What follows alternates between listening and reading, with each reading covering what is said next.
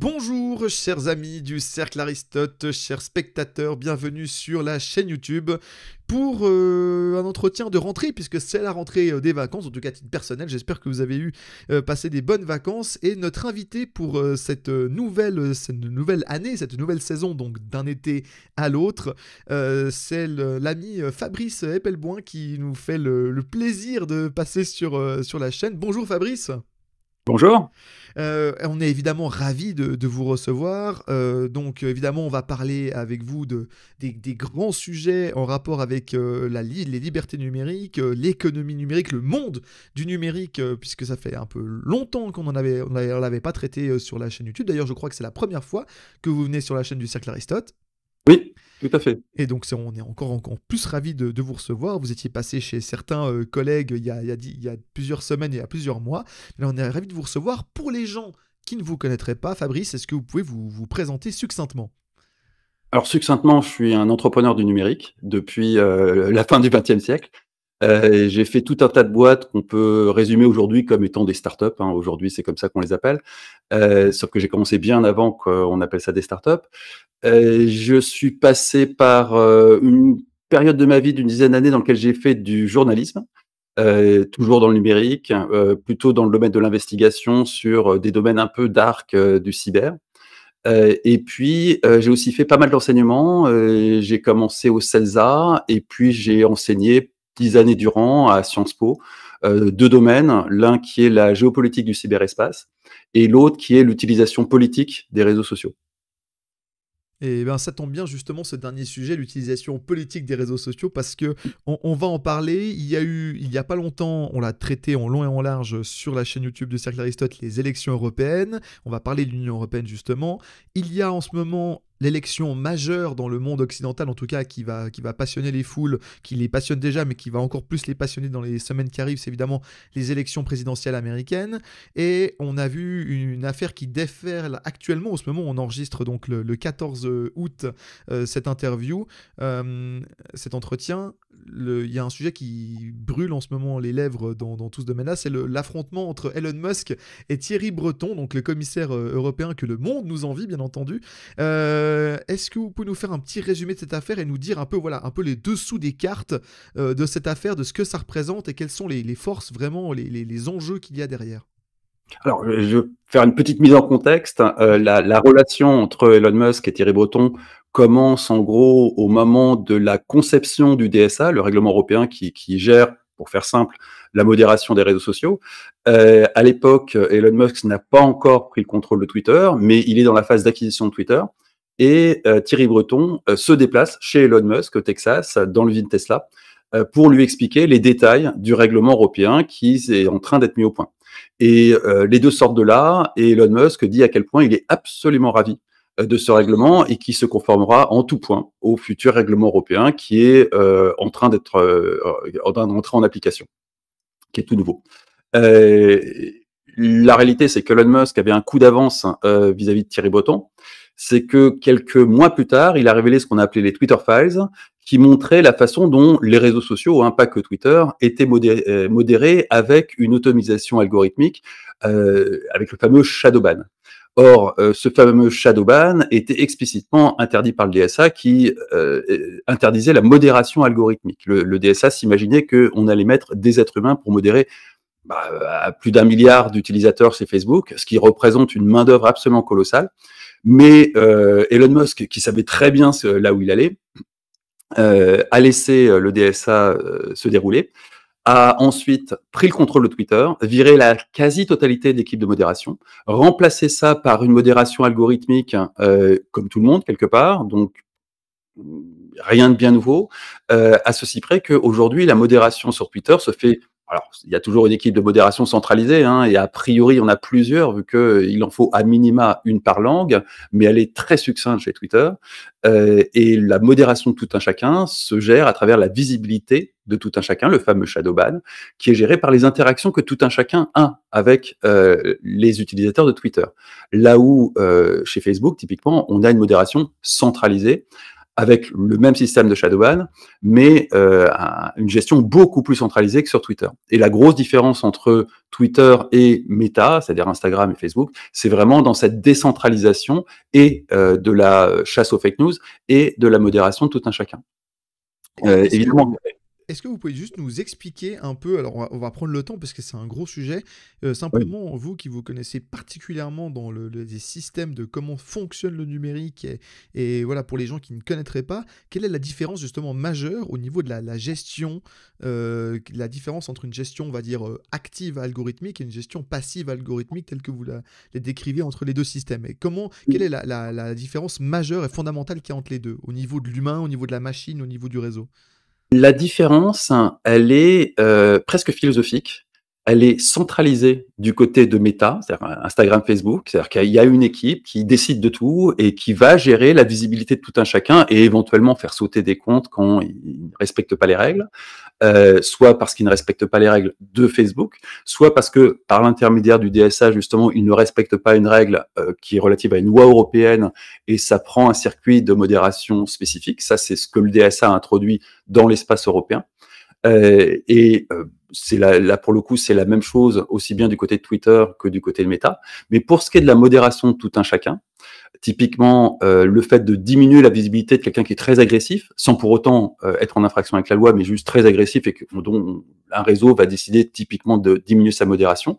Sur Facebook, ça se fait de façon centralisée, une équipe de modération qui va décider de façon plus ou moins arbitraire de baisser la visibilité ou d'éliminer un compte.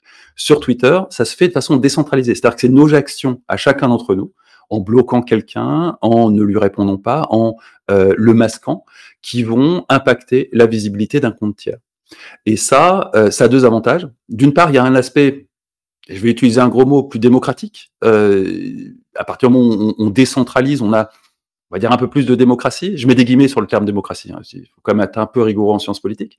Et d'autre part, il y a un aspect économique. C'est que c'est nous qui faisons le travail de modération, en grande partie sur Twitter, plutôt qu'une équipe de modérateurs qu'il faut payer. Donc c'est pas idiot de la part d'Elon Musk, parce qu'il faut quand même rappeler que Twitter est une toute petite entreprise à côté de Facebook, avec des revenus ridicules à côté de Facebook, et ne peut pas se payer une masse salariale considérable de modérateurs. C'est ce qu'il avait du reste avant, et c'est en grande partie pour ça que Twitter n'a jamais fait de bénéfices. Il y avait une armée de modérateurs considérable. Exactement, on n'a pas été rentable. D'où la mise en place également des comptes vérifiés, avec les petits vues, etc. Alors non, les comptes vérifiés, c'est une espèce de revanche d'Elon Musk. Et Elon Musk est très anti-élite. Ces comptes vérifiés étaient attribués à ce qu'il faut bien appeler une élite. Hein. J'en faisais partie d'ailleurs. J'ai un compte vérifié depuis, je crois, 2015. Les journalistes avaient des comptes vérifiés, les politiques avaient des comptes vérifiés, tout l'establishment, on va dire, de Twitter avait un compte vérifié, et puis la plèbe n'avait pas de compte vérifié.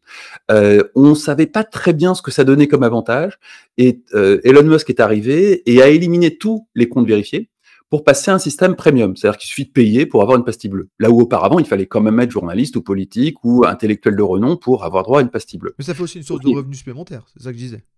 Oh, c'est C'est- objectivement pas énorme. Non, ça ne peut pas être grand-chose, effectivement. C'est vraiment pas grand-chose. Il y a finalement assez peu de gens qui ont souscrit à cette pastille bleue. Ce qu'a principalement fait Elon Musk, c'est qu'il est passé d'un système où il y avait une aristocratie qui régnait en maître dans les conversations à ce qu'il faut bien appeler une bourgeoisie, parce qu'il suffit d'avoir 8 $ par mois à claquer dans Twitter pour avoir droit à sa pastille bleue. Donc on a vraiment décapité l'aristocratie pour laisser place à une bourgeoisie. Ce dont évidemment l'aristocratie s'est beaucoup plaint. Oui, j'imagine justement que justement c'est la dernière fois que je vous coupe, j'espère, mais c'est juste pour bien clarifier. J'imagine que c'est à ce moment-là que les élites, j'ai dit élite avec un guillemet évidemment, les élites européennes l'ont mal pris quoi. C'est ça et les Twitter files. Alors effectivement, les élites européennes ou les élites dans l'absolu, hein, tous les gens qui avaient une pastille bleue l'ont mal pris. Moi, j'avais une pastille bleue, et maintenant il faut que je dépense 8 $ par mois pour avoir une pastille bleue. Alors c'est pas une somme phénoménale, mais fondamentalement, c'est pas la même chose de juste afficher le fait qu'on a les moyens de dépenser 8 $ par mois, et avant d'afficher le fait qu'on avait été choisi par Twitter sur une décision du prince. Personne ne savait très bien comment on attribuait ces pastilles bleues. Enfin, toujours est-il que le fait d'avoir une pastille bleue vous distinguait de la plèbe. Aujourd'hui, ça vous distingue juste des pauvres. C'est pas la même chose. Il faut bien reconnaître qu'avant, avoir une pastille bleue donnait une forme de crédibilité, et on accordait cette pastille bleue à des gens qui étaient assez crédibles. Donc on pouvait identifier des gens qui étaient plus crédibles que les autres à la pastille bleue. Là, on identifie juste des gens qui ont plus d'argent à dépenser dans Twitter qu'autre chose. Donc ça n'offre aucune garantie de crédibilité. Il a introduit des pastilles grises, qui sont typiquement pour les politiques, les institutions, et puis des pastilles jaunes, je crois, pour les entreprises. L'idée, c'était de faire un peu d'argent, c'est un fiasco complet, ça rapporte pas grand-chose au final, et je pense que Elon Musk a essentiellement fait ça pour décapiter l'aristocratie. Et bien sûr, ça n'a pas plu du tout à l'aristocratie. L'autre chose qui a vraiment, vraiment braqué, notamment les journalistes, c'est les Twitter Files. Twitter Files, c'est un chapitre qui prendrait 2-3 heures à expliquer. C'est très long, il y a plein de révélations dans les Twitter Files, des sérieuses, des moins sérieuses. Mais l'une des révélations principales, c'est que cette modération qui se jouait sur de la visibilité aussi bien de comptes que de sujets, que de tweets en particulier, avait été complètement pris en main de façon quasi autonome. On a presque des équipes de modération qui ont pris leur autonomie par rapport à une direction qui avait complètement perdu le contrôle de l'entreprise et depuis pas mal de temps. Et il y a une bande de joyeux de drilles, essentiellement basée à San Francisco, qui ont décidé, de façon assez arbitraire, d'invisibiliser tout un tas de choses et de mettre en valeur tout un tas d'autres. Donc typiquement, la droite américaine a été totalement invisibilisée, c'est-à-dire lourdement contribué à les agacer, et c'est un euphémisme, hein, au point que on peut vraiment se demander si l'assaut du Capitole et tous les débordements qu'on a vus n'a pas été en partie provoqué par le fait de censurer cette droite américaine durant des années avant la fin du mandat de Trump. Évidemment, ça a excité énormément de monde. Donc, et par ailleurs, l'autre aspect intéressant des Twitter Files, c'est que tous les trending topics, ces sujets qui remontent à la une de Twitter, avaient été truqués. Et comme ces trending topics servent de météo du buzz à toute la presse aux quatre coins de la planète, bah très clairement, Twitter a manipulé la presse tout entière en leur faisant croire à certains buzz et en invisibilisant d'autres buzz durant des années. Ça, la presse l'a évidemment pas traité du tout, a regardé ailleurs. Mais malgré tout, le fait que Elon Musk les humilie de cette sorte, en leur montrant à quel point ils avaient été naïfs, la plupart des journalistes l'ont très très mal pris. Et puis il faut quand même préciser qu'Elon Musk déteste les journalistes et les médias, qu'ils leur rendent bien, et ça donne une espèce de bordel absolu pour toutes les informations qui concernent Elon Musk ou Twitter, qui par ailleurs n'a plus de service de communication, hein, donc c'est pas évident du tout de comprendre ce qui se passe sur Twitter, de comprendre comment fonctionne Twitter. Il n'y a guère que les gens qui savent lire le code, vu que le code, là pour le coup, il l'a publié. Donc vous pouvez avoir accès au code du flux d'informations de Twitter, vous pouvez avoir accès au code qui gère les fameuses community notes qui servent à distinguer les fake news. Tout ce code est public, mais évidemment, il faut savoir lire du code ou savoir lire des gens qui commandent du code, ce qui n'est en général pas à la portée des journalistes. Donc du coup, Twitter est devenu une espèce de boîte noire très inquiétante pour les journalistes, alors que pour les gens qui sont dans la technique, bah, tout d'un coup on a le code, on comprend mieux ce qui marche pas, on comprend très bien aujourd'hui comment faire pour buzzer sur Twitter, vu qu'on a tous les indices de pondération, on sait qu'il faut pas répondre à tel type de profil, répondre à tel autre type de profil, faire des posts plus ou moins longs de tel ou tel type, parce que on a le code et on comprend comment est gérée la popularité d'un post ou d'un compte. Là où, typiquement sur Facebook, on sait un peu ces choses-là, hein, mais on le sait par un processus qu'on appelle rétro-ingénierie, c'est-à-dire de l'expérimentation qui permet de déduire que visiblement, tel type de post buzz plus que d'autres, donc c'est telle caractéristique qui doit être favorisée par l'algorithme. Chez Twitter, on a l'algorithme, ça change radicalement les choses. Et puis, dernière chose qui a profondément agacé, et il y a de quoi, le monde du journalisme, c'est qu'Elon Musk, comme tout le monde, j'ai envie de dire, s'est lancé dans la course à l'intelligence artificielle. Il a lancé Grok, qui est l'intelligence artificielle spécifique de Elon Musk, qui est connectée sur Twitter, contrairement à toutes les autres intelligences artificielles qui n'ont pas accès à l'actualité, parce qu'elles sont bloquées par les grandes revues, les grands médias qui ne veulent pas se faire piller par l'intelligence artificielle, notamment OpenAI, et on peut les comprendre. Là, Grok a accès au flux de Twitter. Et donc, Grok est capable de faire des synthèses de l'actualité et de remplacer une très large partie du journalisme, le journaliste qu'on appelle le journaliste de deck, celui qui vous tient informé de l'actualité. Grok ambitionne de remplacer tout ça. Il est pas encore là, mais concrètement, ça s'améliore et on peut imaginer que dans un avenir relativement proche, on puisse avoir, pour se tenir au courant de l'actualité, une intelligence artificielle, celle d'Elon Musk, plutôt que des médias tels qu'on les a aujourd'hui. Tout ça pour dire que les médias détestent Elon Musk, ils ont d'excellentes raisons de détester Elon Musk, c'est une menace mortelle, non pas pour la démocratie, mais très certainement pour les médias, ou en tout cas une bonne partie des médias, et très certainement pour les journalistes. Donc ça explique cette animosité, cette profusion de fake news autour d'Elon Musk, parce que très logiquement, les journalistes sentent une menace réelle et du coup répliquent en racontant tout et n'importe quoi à propos de Twitter et en extrapolant des choses qu'ils ne comprennent pas très bien parce que, il faut être honnête, hein, Twitter est compréhensible pour les gens qui comprennent le langage d'Elon Musk, les mèmes, les sous-cultures Internet, la science-fiction, ce genre de choses. Les geeks, oui, ouais, si on peut appeler ça, ouais, les geeks ou les nerds, mais totalement incompréhensible pour quelqu'un qui n'a absolument aucune culture technique. Et justement, l'établissement qui est donc a été secoué par Elon Musk, qui a donc du coup a comme particularité dans ce monde-là d'avoir, contrairement même à vous qui êtes entrepreneur comme ça, mais qui a les moyens de ses ambitions, c'est-à-dire qu'en gros, vu que c'est l'une des principales, si ce n'est la principale fortune privée mondiale, il peut se permettre d'acheter un peu ce qu'il veut, dont les réseaux sociaux et d'en faire un peu ce qu'il veut, parce que quelque part, c'est son argent et il se débrouille, hein, il a pas de créditeur, on va dire, particulier. En tout cas, il est moins... Il est moins sujet à l'influence. Il a fait des gros montages financiers avec des créditeurs. Mais il a les moyens, effectivement, de se faire plaisir avec 44 milliards.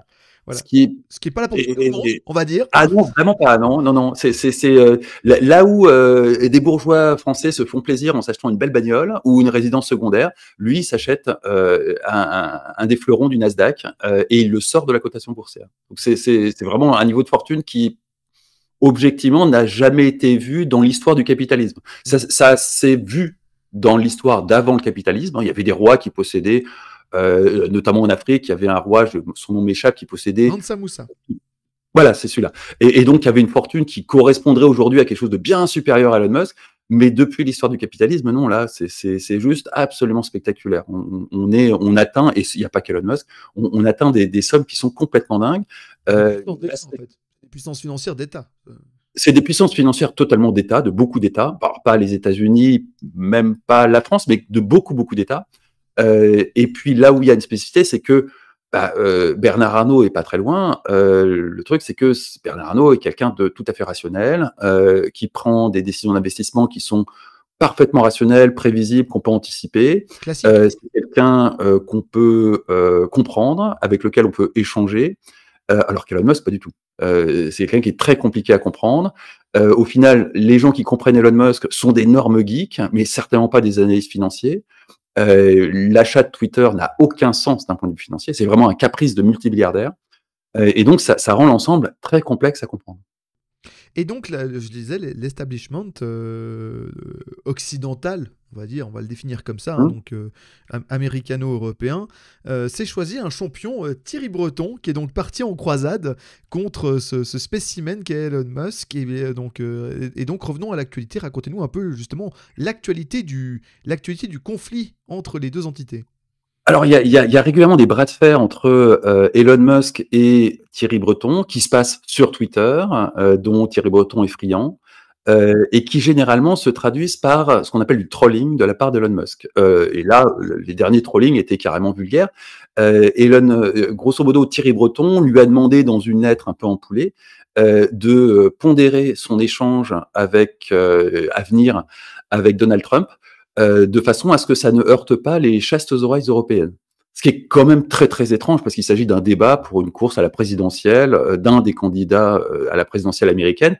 Donc on a quand même un commissaire européen qui demande à ce qu'un débat qui a lieu sur le territoire américain, qui concerne les élections présidentielles américaines, se conforme aux règles européennes. Ce sur quoi il s'est fait quand même redresser les bretelles par von der Leyen. Donc, et très clairement, sur ce coup-là, Thierry Breton est sorti des rails. Il s'est fait très copieusement remettre en place par pas mal de monde en Europe, qui ont très clairement dit qu'ils ne cautionnaient pas ce que faisait Thierry Breton. La plupart du temps, c'est les espèces de passe d'armes entre Thierry Breton et Elon Musk se traduisent par du trolling pur et simple d'Elon Musk. Alors, il faut quand même, là encore, ramener le contexte des Twitter Files. Il y a eu du temps avant Elon Musk de Twitter, énormément d'interventionnisme de la part des autorités américaines sur la modération de Twitter, notamment pour la gestion de l'épidémie de Covid, mais pas que. Il est vraisemblable, et ça a aussi été le cas avec les autorités légales, judiciaires brésiliennes, qui ont imposé à Twitter, d'avant Elon Musk, j'insiste, une modération du camp Bolsonaro. Et il est très vraisemblable qu'il y ait la même chose un peu partout en Europe. Donc quelque part, Elon Musk, pardonnez-moi l'expression, les tient un peu par les couilles. D'une part parce qu'il pourrait demain faire fuiter des documents, et il a menacé de le faire, qui montreraient que l'Europe veut censurer des choses sur Twitter qui ne sont pas nécessairement des choses qui contreviennent à la loi. Mais qui plus est, et c'est là où Elon Musk est diabolique, Elon Musk, ses revenus, ils sortent absolument pas de Twitter.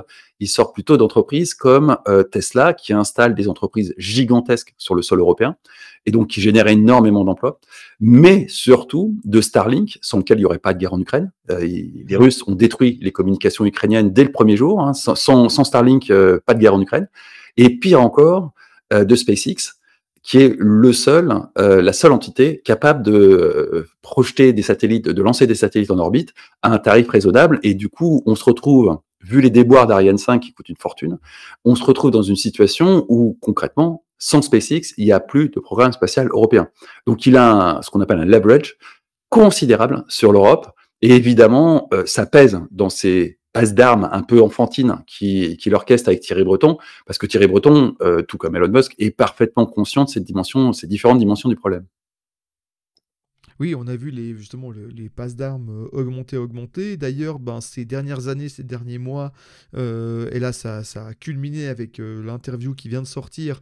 Elon Musk s'est fortement rapproché, excusez-moi, de Donald Trump, donc ancien président américain et candidat républicain pour 2024, alors qu'avant, en tout cas à l'époque de PayPal, puis de SpaceX, Starlink et Tesla, avant Twitter, Elon Musk était plutôt voilà, dans son petit monde neutre, mais n'était pas affiché, était plutôt pro-liberté d'expression, mais n'était pas affiché républicain. Aujourd'hui, Non, il était carrément démocrate. Hein. Voilà, et aujourd'hui, c'est un des soutiens les principaux de Trump, justement. Oh, peut-être pas le principal, mais en tout cas, c'est un des soutiens de Trump, tout comme tout un tas de pontes de la Silicon Valley, hein, c'est pas le seul, loin s'en faut. Son partenaire dans PayPal, Peter Thiel, a été un soutien de la première heure de Donald Trump. Et en fait, les libertariens, dont Musk est un très bon exemple, et Peter Thiel encore mieux, soutiennent Donald Trump, ce qui est un peu l'alliance du carpe et du lapin. Hein. C'est un peu étrange, mais malgré tout, on est dans une période avec des alliances politiques très étranges. Hein. Il n'y a pas qu'aux États-Unis. En France, on a notre lot d'alliances politiques très étranges. Bah, aujourd'hui, ça donne ça. Ça donne des libertariens qui s'allient à quelqu'un qui n'est pas du tout un libertarien. Hein. Donald Trump, c'est juste un libéral avec des tendances très, très, très à droite. Et malgré tout, et malgré des oppositions frontales, hein, Elon Musk est très écolo. Il est absolument pas climato-sceptique, bien au contraire.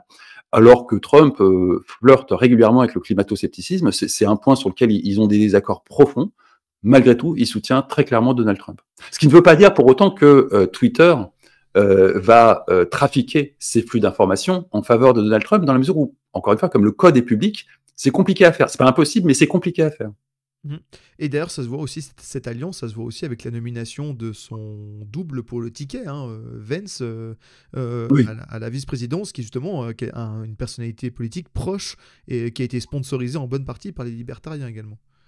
Alors, proche des libertariens, alors lui, c'est vraiment Vance, c'est vraiment une passerelle entre l'extrême droite et les libertariens. Hein. Il est plus d'extrême droite que libertarien, mais il a fait un parcours d'investisseur dans la Silicon Valley, donc il a des ramifications partout dans la Silicon Valley. C'est probablement un signal donné à la Silicon Valley de la part de Donald Trump, mais c'est quand même plus un signal donné à tout ce qui est ultra-conservateur. Je pense notamment, Vance est totalement contre l'avortement, quel que soit le cas de figure. Donc on est vraiment dans la limite très à droite du Parti républicain américain. Et est-ce que vous pouvez nous parler rapidement, vous qui connaissez un petit peu ce parcours, est-ce que vous pouvez nous parler un peu de cette personnalité qu'on connaît assez peu finalement, non seulement aux États-Unis, mais surtout en Europe? Est-ce que vous pouvez nous parler un peu on connaît le parcours, on va dire, médiatique un peu plus de Vance. Est-ce que vous pouvez nous parler un peu de son parcours dans la Silicon Valley, dans ce monde de l'économie numérique et, Ouais, c'est un parcours d'investisseur dans des grands cabinets d'investisseurs, des grands VC, plutôt successful. Et puis à un moment, il s'est lancé dans la littérature. Il a écrit un livre dont le nom m'échappe, mais qui a eu un succès considérable et qui décrivait la vie de la white lower class américaine, celle qui vit justement au centre des États-Unis, pas sur les côtes, qui a fait un carton monumental, qui a donné lieu à une adaptation cinématographique, et puis il s'est par la suite lancé dans la politique. Donc il a un parcours Bon, ça peut sembler étrange en France parce qu'il n'y a pas ce type de parcours chez nos politiciens.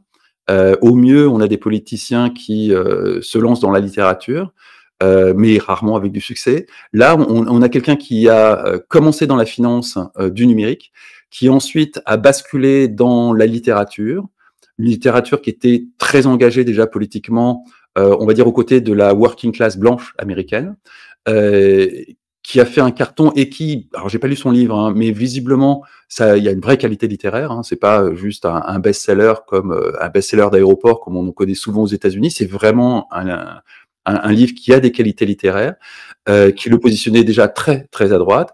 Et puis là, il est dans un ticket politique avec Donald Trump où Donald Trump est très à droite, mais c'est très opportuniste. Hein. Il aurait pu se retrouver candidat démocrate. Il y a même un moment où il a hésité entre l'un et l'autre. Et fondamentalement, des enjeux comme l'avortement, il s'en fout totalement.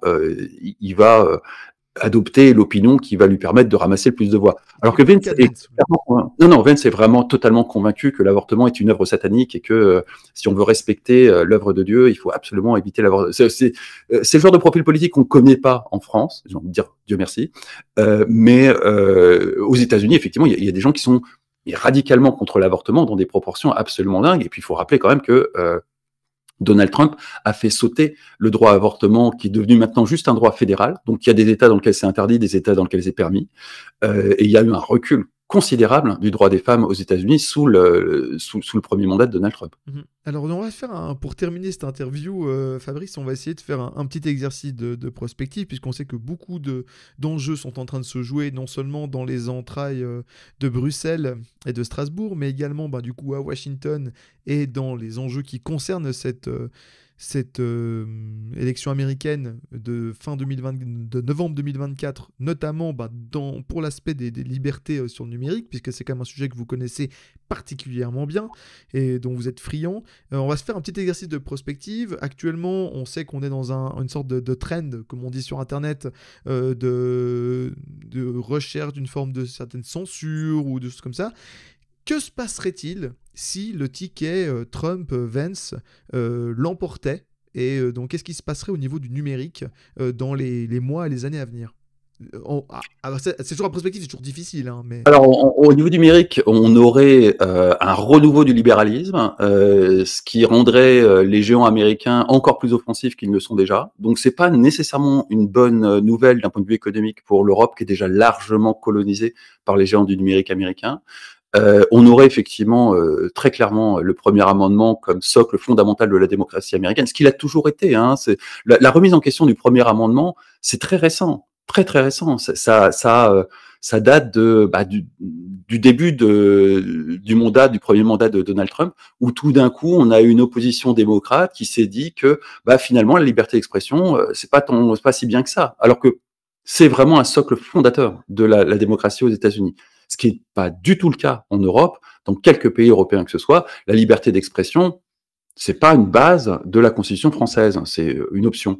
Et il y a une quantité faramineuse de lois qui restreignent la liberté d'expression dans tous les sens, rien qu'au niveau français. C'est un luxe. C'est un luxe, c'est un privilège, et c'est un privilège qui peut être compliqué à défendre. Alors qu'aux États-Unis, n'importe quel Américain, le dernier des rednecks que vous avez trouvé aux États-Unis, connaît par cœur à minima les 5 premiers amendements de la Constitution américaine. Et il faut quand même rappeler, c'est une situation dangereuse pour les États-Unis, que le second amendement, on va simplifier ça comme le droit à porter des armes, mais c'est le droit à se constituer en milice, hein, pour grosso modo se défendre d'un État qui viendrait empiéter sur vos libertés, et en particulier sur le premier amendement. Si le premier amendement venait à être remis en question aux États-Unis, on est dans une situation très clairement de guerre civile, parce qu'il y a une quantité faramineuse de gens qui n'hésiteraient pas un instant à prendre les armes pour défendre leur premier amendement. Alors qu'en France, personne ne connaît dans le détail la Constitution française. Personne. Parce que d'une part, elle n'est pas lisible. C'est quelque chose de très technique, la Constitution française, alors que la Constitution américaine est compréhensible par n'importe qui. C'est simple, limpide, alors qu'elle a été écrite il y a plus de 200 ans. Hein. Mais c'est remarquablement bien écrit, et c'est écrit dans l'optique d'être compréhensible par le peuple. La Constitution française, c'est un texte technique qui est pas très simple. En dehors du préambule et des droits de la Déclaration des droits de l'homme, le reste est vraiment très technique. Et donc, au final, personne ne va prendre des armes ou même manifester parce qu'on va empiéter sur la Constitution. Il y a quand même, on est en plein dedans, hein, séparation des pouvoirs, c'est quand même la base de même pas la Constitution, c'est la base d'une démocratie. On l'empiète largement. Ça donne lieu à des protestations, mais ça va pas plus loin. Donc, pour revenir sur votre question, dans l'hypothèse où Trump gagne, on a un renouveau du libéralisme, de l'ultralibéralisme, qui va être vécu du côté européen par une encore plus grande, un colonialisme numérique encore plus grand. On va avoir très clairement le premier amendement vécu comme une arme pour imposer la démocratie chez les barbares, et très clairement, on sera vu comme étant des barbares. Et puis, on va avoir des pressions considérables, je pense notamment à l'Angleterre, hein, qui est une colonie américaine depuis belle lurette, qui va très, très, très mal vivre l'arrivée de Donald Trump au pouvoir s'il gagne ces élections, parce qu'ils prennent un tournant qui est aux antipodes de tout ce qui est liberté d'expression. Et ça fait longtemps qu'ils l'ont pris, hein, il ne faudrait pas accuser le tout nouveau Premier ministre anglais. L'Angleterre est un pays où on emprisonne très rapidement pour des propos tenus sur les réseaux sociaux. Hein. Il y a, depuis l'arrivée des réseaux sociaux, il y a plus de 5000 personnes qui se sont retrouvées en prison. Alors certains, pour des raisons tout à fait valables, hein, je pense que récemment, les gens qui appelaient à brûler des hôtels dans lesquels étaient réfugiés des migrants, très clairement, il n'y a aucun doute que c'est parfaitement illégal et que ça mérite la tôle. Mais il y a des exemples qui sont totalement risibles de gens qui se sont retrouvés en prison pour des choses qui relèvent vraiment de la liberté d'expression. Ce qui n'est pas le cas en France. En France, on n'est pas du tout encore arrivé dans ces eaux-là. En France, le pire qu'on ait, c'est, souvenez-vous, il y a 1 an ou 2, une fille qui avait posté des insultes à propos de Macron et qui s'était fait arrêter. Mais ça n'était pas aller plus loin qu'une garde à vue. Elle n'a pas fait de séjour en prison. En Angleterre, il y a vraiment des exemples d'individus qui se sont retrouvés en prison pour des choses qui relèvent de l'insulte, et que ça plaise ou pas, l'insulte, quand c'est pas de la diffamation, ça relève de la liberté d'expression. Dernière question, en tant que pour les citoyens francophones et particulièrement les citoyens français, hein, qui sont dans l'espace européen, au vu de ce qui se passe et au vu d'Internet, quels seraient vos conseils, ou à quoi faire attention, on va dire, que dans son utilisation numérique et dans sa liberté de parole numérique. On sait que la quadrature du net fait beaucoup de choses, notamment pour informer, essayer d'informer les gens, de maintenir voilà, l'information libre sur ce qui se passe sur Internet. Mais est-ce que vous avez des conseils ou des choses auxquelles il faudrait être attentif comme citoyen de tous les jours, quelque part? J'ai envie de dire respecter la loi, et donc commencer par comprendre la loi. La liberté d'expression n'est pas totale en France, on n'a pas le droit de faire tout et n'importe quoi. Donc même si sur les réseaux sociaux, la loi peine énormément à se faire appliquer, essentiellement pour des problématiques qui sont liées à la justice française, hein. On vient de le voir en Angleterre. En l'espace de 24 heures, ils ont emprisonné des centaines de gus pour des propos tenus sur les réseaux sociaux. Si on voulait faire la même chose en France, on pourrait. Preuve est faite par les Anglais.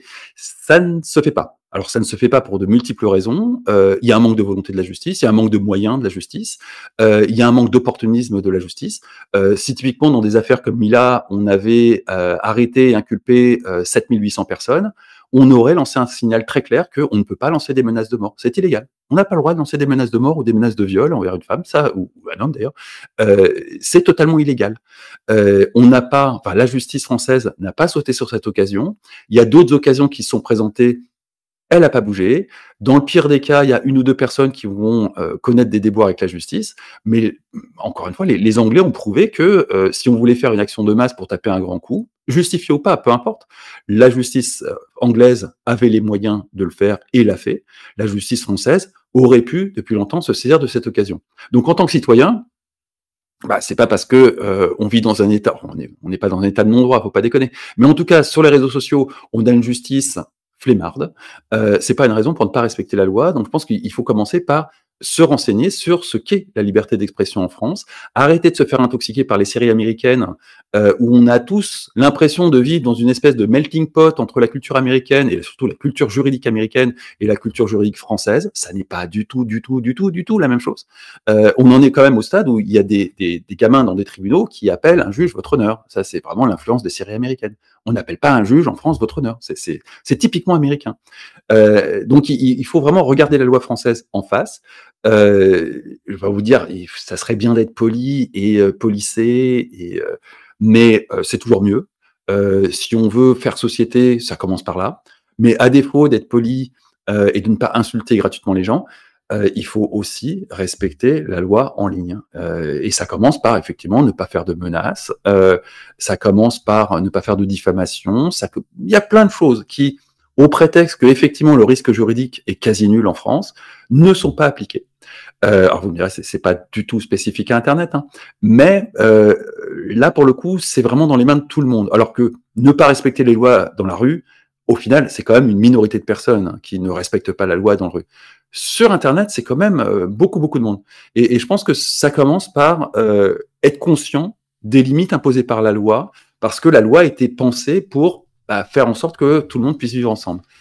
On en est loin. Et ça, donc ça, c'est tout ce qui est les devoirs sur Internet. Et quelque part, sur Internet, c'est comme dans la vraie vie, il y a les droits et les devoirs. Et être aussi conscient également sur Internet de ses droits.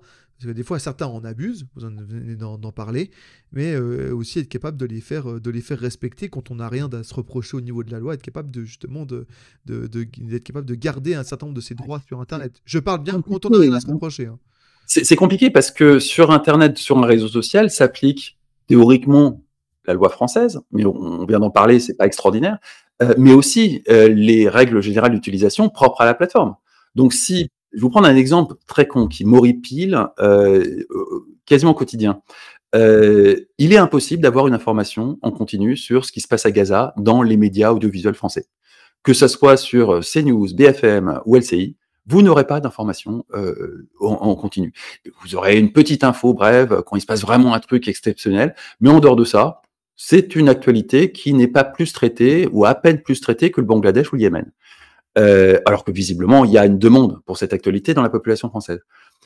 Sur Facebook, elle est totalement censurée.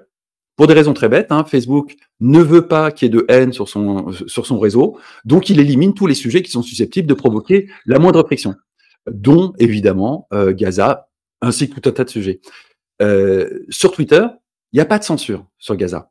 Et donc c'est devenu le seul endroit sur lequel on puisse avoir de l'information, non seulement sur Gaza, mais sur tout un tas d'autres sujets, tout simplement parce que tous les autres réseaux sociaux surcensurent de façon à pas avoir d'emmerde avec la haine en ligne. Du coup, tous les regards se focalisent sur Twitter parce qu'évidemment, si vous avez des sujets qui peuvent prêter à controverse, vous allez avoir de la controverse, vous allez avoir de la haine, vous allez avoir des insultes, vous allez avoir de la diffamation. Mais malheureusement, c'est l'effet de bord d'avoir de l'information. Donc ça, c'est un bien absolument précieux, d'être capable d'accéder à de l'information. Les médias ont prouvé qu'ils n'étaient pas des passerelles fiables, qu'ils avaient une sélection et un filtre considérable. Je vous prends Gaza, hein, parce que c'est vraiment un sujet chaud depuis 8 mois, mais il y en a plein d'autres sujets. Oui, bien sûr, on l'a vu au fur et à mesure des années, oui. Essayer de comprendre ce qui se passe au Bangladesh à travers les médias français, c'est impossible, absolument impossible. Il n'y a que à travers Twitter que vous allez pouvoir explorer, dépioter, essayer de distinguer le vrai du faux, la propagande de la vérité, et ça va être compliqué.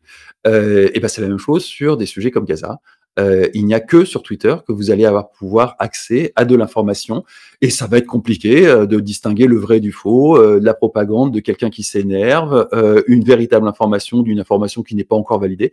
Mais malgré tout, il n'y a que Twitter qui vous permette d'accéder à cette information. Cet accès à l'information, qui pourrait être un droit, qui n'est pas tout à fait un droit, hein, ça c'est d'un point de vue juridique, c'est pas vraiment un droit. Ce droit à l'information est quelque chose de fondamental pour les sociétés démocratiques, et c'est quelque chose que les médias n'assurent plus aujourd'hui.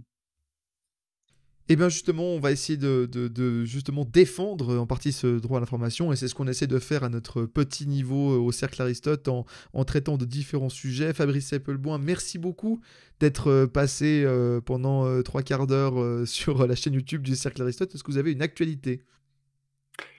J'en ai pas dans l'immédiat, j'en aurai à la fin du mois de septembre, mais dans l'immédiat, là, non, j'ai pas d'actualité particulière. Je travaille sur une grosse actualité.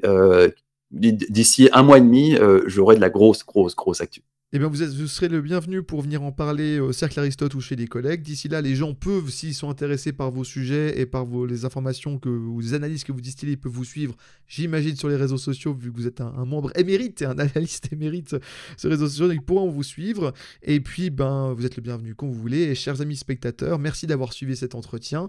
Merci de poser des questions, que vous soyez d'accord ou pas d'accord, ou que vous ayez des questions à poser, c'est toujours sympa au niveau de la discussion. Ici, on aime les débats et on aime la démocratie, quel que soit votre camp ou votre opinion. Et cher Fabrice, merci beaucoup. Et je vous remercie d'avoir suivi cet entretien et je vous souhaite une belle soirée et vous recevoir encore pour un prochain entretien et d'autres invités également. Eh ben, merci de m'avoir reçu et à bientôt. Chers camarades, si tu veux plus de contenu, de réinformation, d'éducation populaire et de formation intellectuelle, n'hésite pas à faire un don sur notre page Tipeee.